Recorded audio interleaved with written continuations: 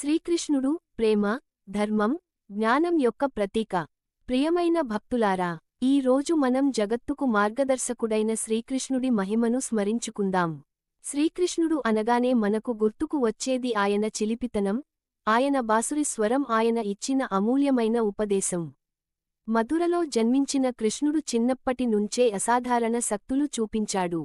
గోకులంలో పెరిగినప్పుడు ఆయన గోపికలతో చేసిన ఆటలు, యశోదమ్మతో ఉన్న ప్రేమ, గోవులపై చూపిన కరుణ, ఇవన్నీ మనకు భక్తి మరియు ప్రేమకు ఉదాహరణలు.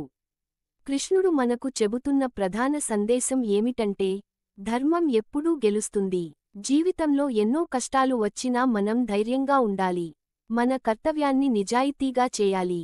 ఫలితం గురించి ఆలోచించకుండా పని చేయాలి. కురుక్షేత్ర యుద్ధంలో అర్జునుడు నిరుత్సాహంగా ఉన్నప్పుడు కృష్ణుడు ఇచ్చిన జ్ఞానం మన జీవితానికే మార్గదర్శకం. ఆయన చెప్పినది, మనం శరీరం కాదు, ఆత్మ.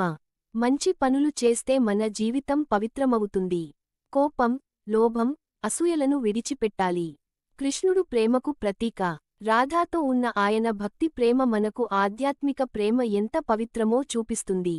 ఆయన బాసురి స్వరం అంటే ప్రకృతికే ఆనందం.